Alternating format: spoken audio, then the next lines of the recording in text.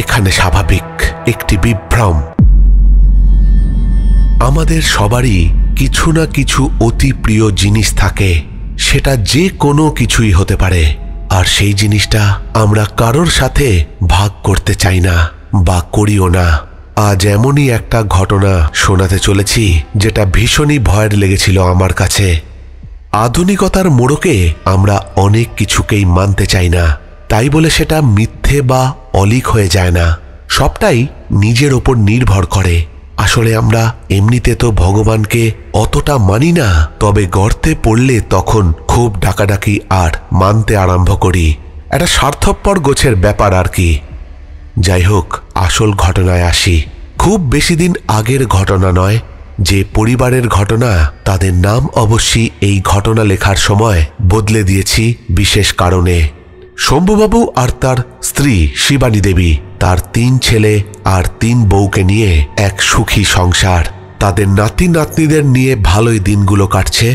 শম্ভুবাবু এবং তার স্ত্রী জীবনে অনেক কষ্ট করেছেন, ছেলেদের মানুষ করেছেন, আজ তারা প্রতিষ্ঠিত হয়েছে। তবে কিছু দিন ধরে শিবানী দেবীর শরীর ভালো যাচ্ছে না।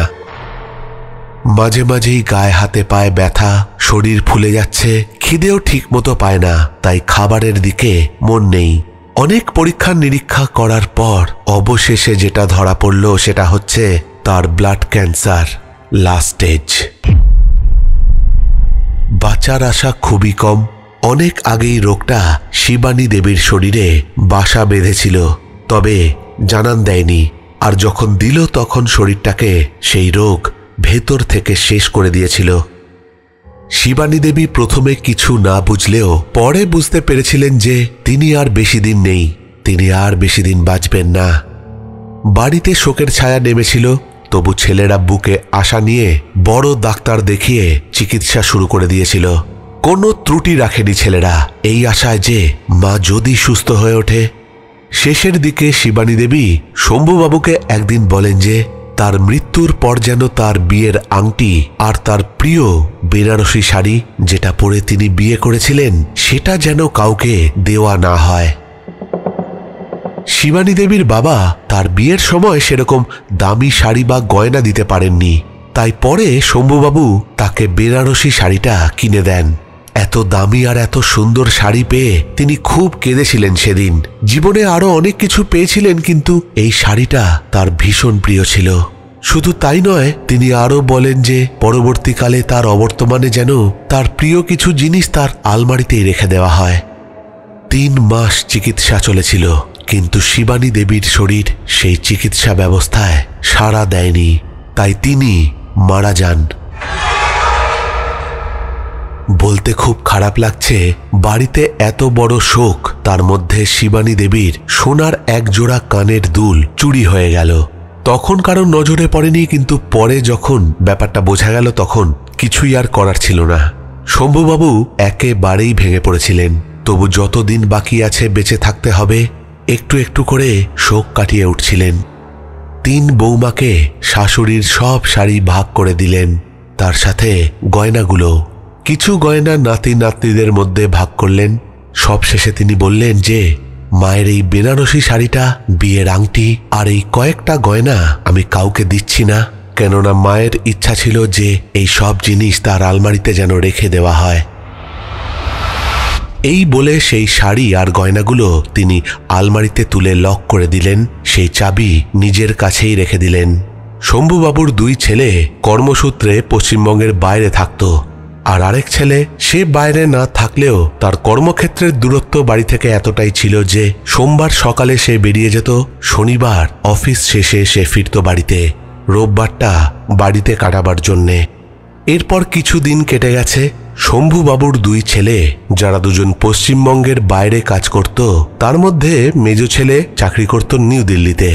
শম্ভুবাবু তার কাছেই কিছুদিনের জন্যে কি একটা চিকিৎসার কারণে সেইখানে যান। শম্ভুবাবু নিজের ছোট বোন আরতিকে বলেন যে যতদিন না সে বাড়িতে ফিরছে সে যেন এই বাড়িতে থাকে। আরতি রাজি হয়ে যায়। সে আর তার স্বামী শম্ভুবাবু যতদিন না ফিরছেন ততদিন এই বাড়িতেই থাকবেন বলে জানান। নির্দিষ্ট সময় তিনি দিল্লিতে চলে যান আর 3 মাস পর ফিরে আসেন। তিনি ফিরতেই তার বোন আরতি বাড়ি ফিরে যায়। ঘটনা শুরু হয় তারও কিছুদিন পর থেকে। শম্ভুবাবু বাড়ি ফিরে পরের দিনই দেখলেন যে আলমারিতে সেই শাড়িটা নেই। আর শুধু তাই নয়, গয়নার বাক্সে কয়েকটা গয়না যেটা তিনি রেখে গিয়েছিলেন তার মধ্যে শিবানী দেবীর বিয়ের আংটিটাও ছিল। সেই পুরো গয়নার বাক্সটা উধাও। অবাক করা কাণ্ড, কোথায় গেল সব জিনিস? বেশ কিছু কাঁসা পিতলের বাসনও ছিল, সেগুলোও নেই। তিনি বুঝলেন সবটা। বাড়িতে দু ছেলের কেউ নেই, ছোট ছেলেরও স্বভাব এরকম নয়, আর বৌমাদের সাহস হবে না।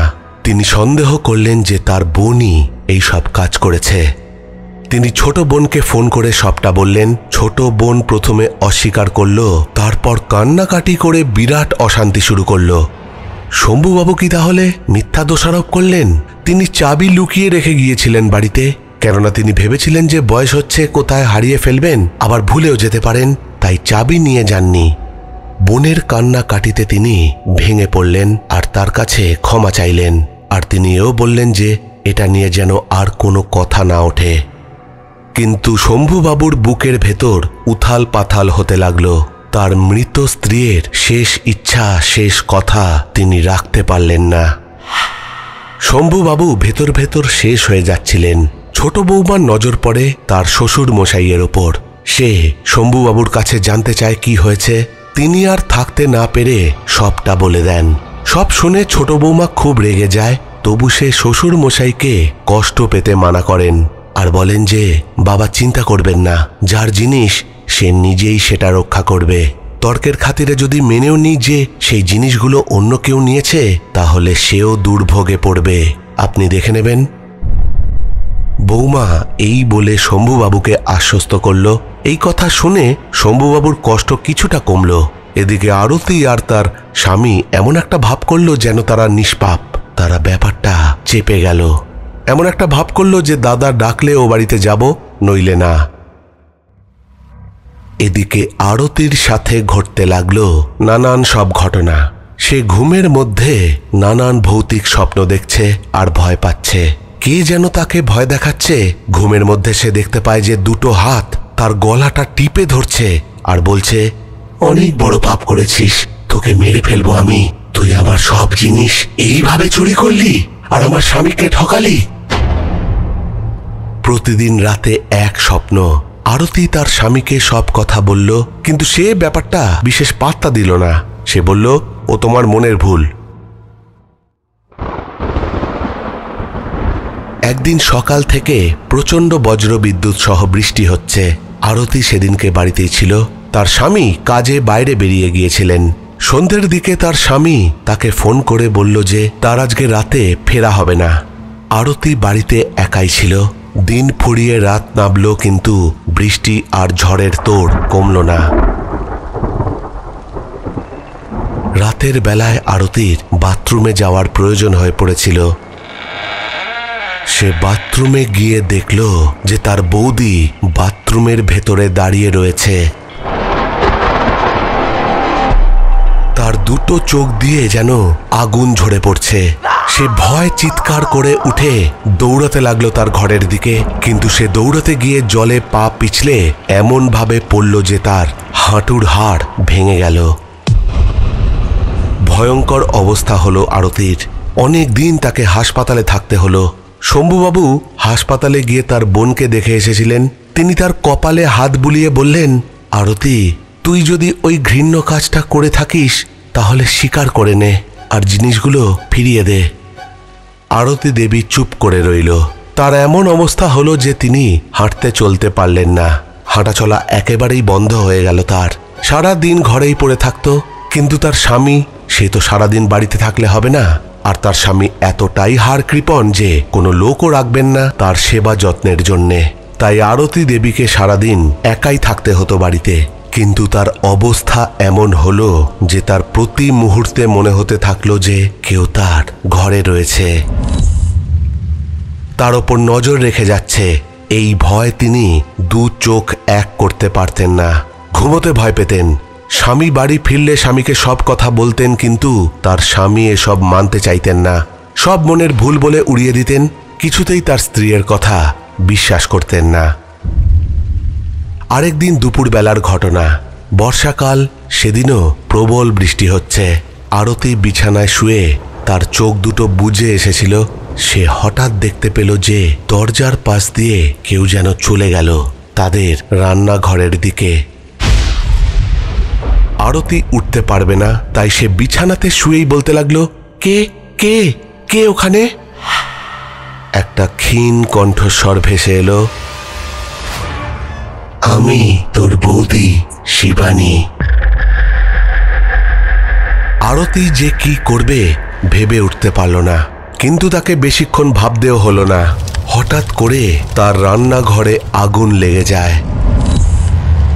পাড়া পড়শিরা দৌড়ে আসে বাড়িতে। সঠিক সময় আগুন না নেভালে তার পুরো ঘরবাড়ি পুড়ে ছাই হয়ে যেত।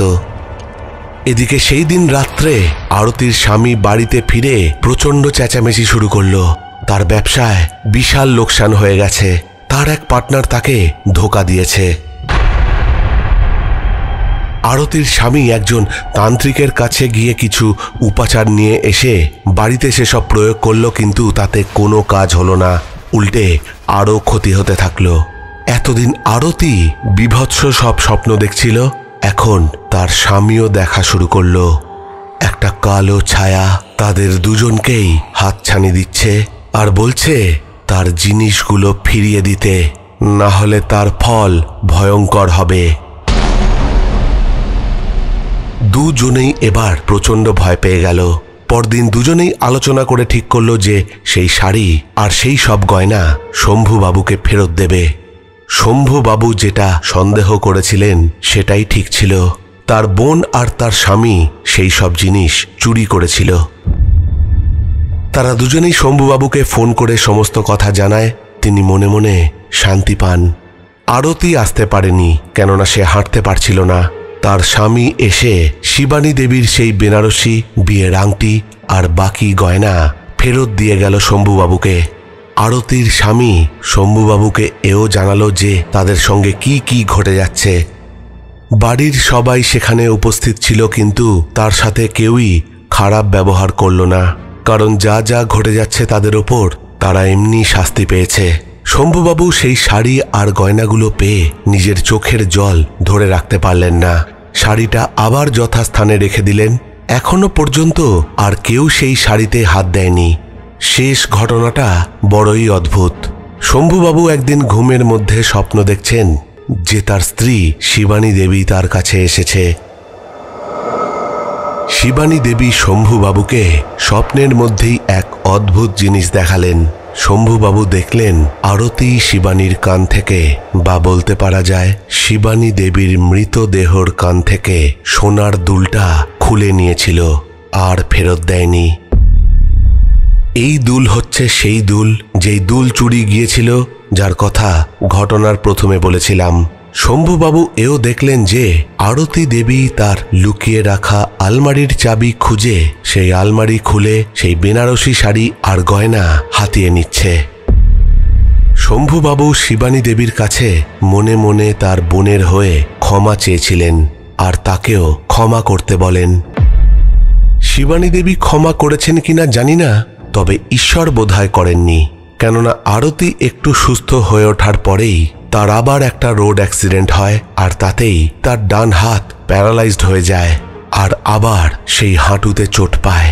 সে আজকের দিনে পুরোপুরি হ্যান্ডিক্যাপড, বিকলাঙ্গ। আরতি দেবী আজ ভাঙা হাঁটু আর প্যারালাইজড হাত নিয়ে একেবারে প্রতিবন্ধী হয়ে গেছেন।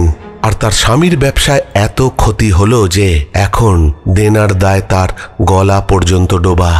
এত কিছুর পরও শম্ভুবাবু যখন যেমন পেরেছেন সাহায্যর হাত তার বোনের দিকে বাড়িয়ে দিয়েছিলেন।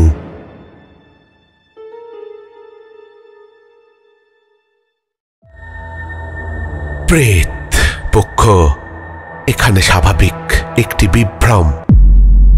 তো এই ছিল ঘটনা পাঠিয়েছে নন্দিনী দে।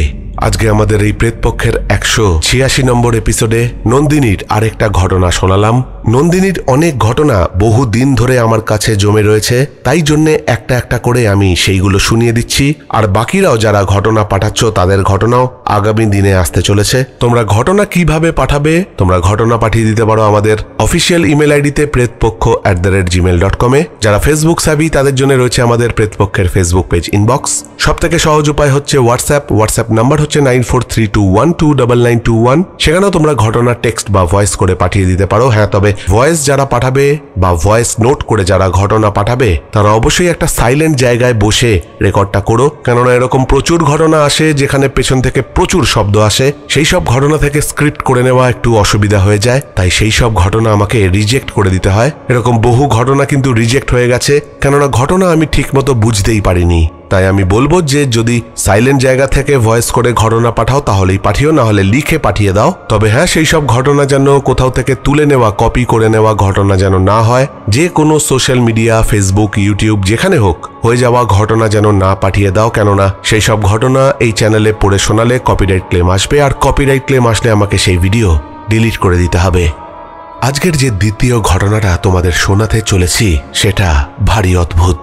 ঘটনা পাঠিয়েছে প্রমিত চৌধুরী, কলকাতার বালিগঞ্জ থেকে। কোনো কথা না বাড়িয়ে সরাসরি চলে যাচ্ছি প্রমিতের পাঠানো এই ঘটনায়, প্রমিতেরই জবানিতে। আজকে যে ঘটনাটা তোমাকে লিখে পাঠাচ্ছি সেটা আমার ভাইয়ের সাথে ঘটেছিল। আমার ভাইয়ের নাম প্রতীক। ভাই কলকাতারই এক বেসরকারি সংস্থানে কাজ করত। তাকে মাসখানেকের জন্যে আসানসোলের কাছে কুলটি বলে একটা জায়গায় যেতে হয়। সেই সময় আমার স্ত্রী সবে সন্তান প্রসব করেছে, আর আমার মা প্রচণ্ড অসুস্থ। মায়ের একটা অপারেশন হবে, যদিও অপারেশনটা খুব একটা সিরিয়াস নয়, গল ব্লাডারে স্টোনের অপারেশন, কিন্তু তবুও আমার ভাই প্রতীক আমাকে বলেছিল যে রাত বেরেতে যদি কোনো দরকার হয় তাকে যেন ফোন করি, সে চলে আসবে। আমি তখন ভাইকে বলেছিলাম যে দেখ ভাই, রাত বেরেতে যদি কোনো দরকার হয় আমি তোকে জানাবো ঠিকই, কিন্তু তোকে আসতে হবে না, কেননা কুলটি থেকে কলকাতায় আসার যে রাস্তা সেটা খুব একটা ভালো নয়। কিন্তু আমার ভাই প্রতীক বলেছিল যে ঠিক আছে, তুই ফোন তো করিস, তারপর দেখা যাবে। মায়ের একদিন রাতে প্রচণ্ড পেন উঠল। আমি সঙ্গে সঙ্গে ডাক্তারকে ফোন করে সবটা জানালাম। ডাক্তার আমাকে বলল হাসপাতালে ভর্তি করে দিতে। আমি সেই রাতের বেলাতেই মাকে নিয়ে হাসপাতালে বেরোলাম আর ভাইকে ফোন করে জানিয়ে দিলাম। আমি বললাম যে তেমন কোনো সিরিয়াস ব্যাপার নয়, তোকে আসতে হবে না, তুই সকালবেলা আসিস। প্রতীক আচ্ছা বলে ফোনটা রেখে দিল। এরপর যা ঘটেছিল প্রতীকের সাথে সেটা এবার তারই জবানিতে লিখছি। প্রথমটায় দাদার ফোন আসার পর ভেবেছিলাম যে সকালেই বেরোবো, কিন্তু মনটা মানল না। ভাবলাম কালকে শনিবার, এমনিতেই তো বাড়ি যাব, গাড়ি হাঁকিয়ে আজই পৌঁছে যাই, তাহলে দাদারও সুবিধা হবে। রাত তখন প্রায় 10:30 বাজে। আমি গাড়ি নিয়ে বেরিয়ে পড়লাম। আমি বহুবার গাড়ি নিয়ে কলকাতা থেকে কুলটি এবং কুলটি থেকে কলকাতা যাতায়াত করেছি, তাই রাস্তা একেবারে আমার নখদর্পণে। ঘন্টা দেড়েক গাড়ি চালাবার পর আমি বুঝতে পারলাম যে আমি একটা এমন জায়গায় রয়েছি যেখান থেকে কয়েক মিনিট পরেই একটা বড় ধাবা আছে। আমি ভাবলাম রাতে ওখান থেকেই অল্প কিছু খেয়ে নেব, আর একটু বাথরুমে যাওয়ার প্রয়োজনও আছে। কিন্তু কিছুক্ষণ গাড়ি চালাবার পর আমার প্রচণ্ড জোরে বাথরুম পেয়ে যায়। শীতের সুনসান রাস্তা, রাস্তায় একটাও গাড়ি নেই। ওপার থেকে একটা ট্রাক চলে গেল। তারপর রাস্তা একেবারে ফাঁকা, অন্ধকার। আমি রাস্তার পাড়ে একটা জায়গায় একটা গাছের তলায় একটু হালকা হয়ে নিলাম। হঠাৎ আমি দেখলাম যে আমি যেখানে এক্ষুনি বাথরুম করেছি ঠিক তার পাশে একটি ভিখারি গোছের লোক বসে আছে। আমি মনে মনে ভাবলাম, আরে আমি তো একে দেখতে পাইনি। আমি যখন বাথরুম করতে এলাম তখন তো এখানে কেউ ছিল না। আমি সেই ভিখারিটিকে বললাম, আরে তুমি কোথা থেকে এলে গো? আমি এখানে বাথরুম করছি, তাও তুমি এখানে বসে থাকলে? এই ঠান্ডার শীতের রাতে এখানে কি করছো বনে বাদারে? যাও না, নিজের ঘরে যাও। এই সব বলে আমি গাড়িতে উঠে বসলাম আর গাড়ি দৌড় করিয়ে দিলাম কলকাতার দিকে। কিছুক্ষণ পরেই ধাবাটা পড়ল। এমনিতেই হালকা হয়ে নিয়েছি, মনে ভাবলাম না, কলকাতায় গিয়েই খাবো। রাতে কলকাতায় অনেক জায়গাতেই খাবার পাওয়া যায়, এখানে আর দাঁড়িয়ে সময় নষ্ট করব না। গাড়ি কিছু দূর এগোনোর পর আমার গাড়িটা হঠাৎ বন্ধ হয়ে যায়। আমি অনেকবার স্টার্ট করার চেষ্টা করি, কিন্তু গাড়ি স্টার্ট হয় না। রাস্তা সুনসান, এখানে আশেপাশে কোনো মেকানিক পাবো না। আমি গাড়িতেই বসে রয়েছি আর ভাবছি কি বিপদেই না পড়লাম। সর্বনাশ, এবার আমাকে সারা রাত এই গাড়িতে বসে থাকতে হবে। কিন্তু ঠিক সেই সময় আমার গাড়ি থেকে প্রায় 30-40 হাত দূরে আমি দেখলাম কেউ একজন আমার গাড়ির দিকে হেঁটে আসছে। আমি গাড়ির হেডলাইটটা বন্ধ করে রেখেছিলাম। লোকটিকে আসতে দেখে হেডলাইটটা জ্বালিয়ে দিলাম। লোকটা যখন আমার গাড়ির অনেকটাই কাছাকাছি চলে এসেছে, আমি দেখলাম এটা হচ্ছে সেই ভিখারি যাকে আমি আগে কয়েক কিলোমিটার আগে দেখেছিলাম রাস্তার ধারে বসে থাকতে। এ কি করে সম্ভব? আমি এতটা গাড়ি চালিয়ে চলে এসেছি, এই ভিখারি আমার পিছু নেবে কিভাবে? সেই ভিখারি আমার গাড়ির সামনে আসতে আমার হেডলাইট দুটো দপ দপ করে নিজে থেকেই নিভে গেল। আর সেই ভিখারিটা আমার গাড়ির চারিপাশে ঘুরতে লাগলো, দৃষ্টি আমার দিকে। আমি তখন বাকরুদ্ধ হয়ে পড়েছি, কি করব বুঝতে পারছি না। আমি হনুমান চালিসা পাঠ করতে থাকলাম মনে মনে। এই সময় হঠাৎ আমার গাড়িটা কেঁপে উঠল, যেন মনে হলো গাড়িটাতে কেউ ধাক্কা দিয়েছে। আমি গাড়ি ভেতর থেকে লক করে চোখ বন্ধ করে এক মনে হনুমান চালিসা পড়ে যাচ্ছি। কিছুক্ষণ পর সব চুপচাপ। আমি চোখটা খুললাম, কিন্তু এরপর যেটা ঘটল তাতে আমার শরীরের সব রক্ত যেন বরফে পরিণত হয়ে গিয়েছিল। আমি দেখি সেই ভিখারি আমার দিকের গেটে কাঁচের ওপর মুখ দিয়ে দাঁড়িয়ে রয়েছে আর আমাকেই দেখছে, আর সে হাসছে। আমি আবার গাড়ি স্টার্ট দেওয়ার চেষ্টা করলাম, কিন্তু গাড়ি স্টার্ট হলো না। আমি চোখ বন্ধ করে আবার এক মনে হনুমান চালিসা পাঠ করে যাচ্ছি। ঠিক এই সময় আমার পেছন দিক থেকে একটা গাড়ির হর্নের আওয়াজ হলো। আমি যেন ঘোরের মধ্যে হনুমান চালিসা পাঠ করে যাচ্ছিলাম, আমার যেন সম্বিত ফিরল সেই গাড়ির হর্নের আওয়াজে। দেখলাম একটা লোক এগিয়ে এলো আমার দিকে, কাঁচের ওপর এসে টকটক করলো। আমি চারিপাশ দেখে কাঁচটা নামালাম। সে আমাকে বলল, কি ব্যাপার দাদা, গাড়ির ব্লিঙ্কার না জ্বালিয়ে এইভাবে হাই রোডের ওপর দাঁড়িয়ে রয়েছেন? আরে বিপদ ঘটে যাবে তো। আমি শীতের রাতেও পুরো জবজবে ঘেমে গেছি। ভদ্রলোক আমাকে দেখে বলল, আরে আপনার কি শরীর খারাপ নাকি? আমি কাঁপা কাঁপা গলায় তাকে সমস্ত ঘটনা খুলে বললাম। সে বলল, রাস্তার ধারে গাড়ি থেকে নেমে আপনি বাথরুম করেছিলেন? ঠিক কোন জায়গাটায় বলুন তো? আমি তাকে জায়গাটা মোটামুটি ভাবে বুঝিয়ে বললাম। সে আমাকে বলল, সর্বনাশ, আপনি তো খুব বাঁচা বেঁচে গেছেন। আরে ওই জায়গা তো একটা কবরখানা আছে, যদিও রাস্তার ওপরে নয়, কিছুটা ভেতর দিকে, কিন্তু জায়গাটা ভালো নয়। ওখানে অনেকেই গাড়ি নিয়ে আসার সময় অনেক কিছুই দেখেছে। বুঝতে পারছেন তো অনেক কিছু মানে আমি কি বলতে চাইছি? যেরকম আজ আপনি দেখলেন, এরা ঠিক মানুষ নয়, বুঝলেন? আমি তখন কাঁপা কাঁপা গলায় বললাম, মানুষ নয় মানে? তাহলে এরা কি? সে আমাকে বলল, ওই যে ভূত প্রেত অপদেবতা যা বলতে চান, পৃথিবীর মায়া ছেড়ে এখনো যেতে পারেনি। এরা খালি একটা শরীর খোঁজে। তারা ভাবে কোনো শরীরের মধ্যে প্রবেশ করতে পারলে তাহলে ওরা আবার বেঁচে উঠবে, আবার প্রাণ ফিরে পাবে। অনেকেই এইসব কথা তুড়ি মেরে উড়িয়ে দেয়, কিন্তু আমি বিশ্বাস করি। যান, এবার বাড়ি ফিরুন। আমি তখন তাকে বললাম, আমার গাড়ি স্টার্ট হচ্ছে না। সে আমার দিকে তাকিয়ে মুচকি হেসে বলল, এবার স্টার্ট হবে, দেখুন, চেষ্টা করে দেখুন। অদ্ভুত ব্যাপার, আমি চাবি ঘোরাতেই গাড়ি একবারে স্টার্ট নিয়ে নিল আর গাড়ির হেডলাইটটাও জ্বলে উঠল। আমি সেইখান থেকে পুরো রাস্তা একেবারে কলকাতা ঢোকা অবধি গাড়ির মিউজিক সিস্টেমে মোবাইল ফোনের মারফত হনুমান চালিসা চালিয়ে দিই। পুরো রাস্তা কতবার যে রিপিট করেছি সে আমার জানা নেই, কিন্তু এইটুকু বলতে পারি, সেই দিন আমার ইষ্টদেবতা বজরংবলী আমাকে হয়তো এক বিশাল বিপদের হাত থেকে বাঁচিয়েছিলেন।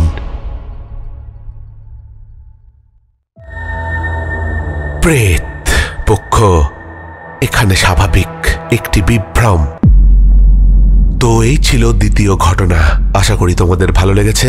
তোমরা অবশ্যই কমেন্ট করে জানিও যে আজকের যে দুটো ঘটনা তোমাদের শোনালাম তার মধ্যে কোন ঘটনাটা তোমাদের বেশি ভালো লেগেছে, কোনটা তোমাদের বেশি ভয় পাইয়েছে।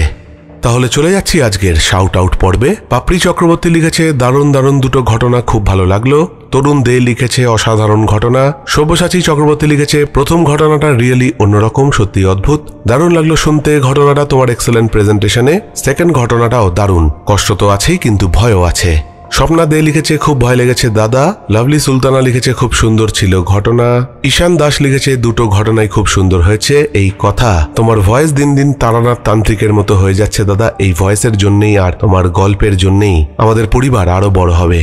সুদেশনা সিনহা রয় লিখেছে দুটো ঘটনার প্রথম ঘটনাতে বলবো যে মৌলিক বাড়িতে শক্তিশালী তান্ত্রিক দিয়ে যজ্ঞ করাতে হবে। নো ডাউট প্রথম ঘটনাটা খুবই ভালো লাগলো, দ্বিতীয় ঘটনাটাও ভালো ছিল। আপনি ভালো থাকবেন ভাই। একলা পথের পথিক রে ভাই লিখেছে পরীক্ষা শেষ হলো, ফিরে এলাম হাসি মুখে, আশীর্বাদ করুন ভালো ফলাফলের জন্যে। নন্দিনী দে লিখেছে একদিন লাইভে এসো দাদা ভাই, দারুণ হবে। সুমিত্রা পট্টনায়ক লিখেছে আজ খেতে খেতে ঘটনা শুনলাম, সত্যি বলতে কি খাওয়া বন্ধ করে টান টান হয়ে ঘটনা শুনছিলাম। উফ, এপিসোডগুলো মারাত্মক রকম হচ্ছে। মানব সাহা লিখেছে জলপাইগুড়ি থেকে আজকে আমাদের এখানে ইউটিউব চলছে না, তাই আজকের ঘটনা শুনতে পারছি না, খুব মিস করছি আমাদের পরিবারকে। মিতালি মল্লিক লিখেছে দাদা আমি রাতে ঘটনাগুলো শুনতে পারি না, কেননা কোয়ার্টারে একা থাকি, একা থাকলে ঘটনা শুনতে ভয় লাগে। আমি জিএনএম স্টাফ নার্স। রুবি পাল লিখেছে হাই দাদা, ভালো আছো? আমি আর আমার ছেলে তোমার ঘটনা শুনি, বাট কমেন্ট করতে পারি না। তোমার ঘটনা শুনি খুব ভালো লাগে, ভয়েস খুব ভালো লাগে দাদা। গামছা বাবা কি এখনো আছে? সত্যি গামছা বাবা এখনো আছে কিনা আমি নিজেও জানি না, তবে গামছা বাবার ঘটনাগুলো তোমাদের যে ভালো লাগছে সেটা জেনে আমার নিজেরও ভালো লাগছে। তো এই ছিল শাউট আউট পর্ব। তাহলে আজকের মতো এখানেই শেষ করছি। ফিরে আসবো পরের সপ্তাহে নতুন কোনো ঘটনা নিয়ে। ততক্ষণের জন্য তোমরা সকলে ভালো থেকো। Love you all, tata.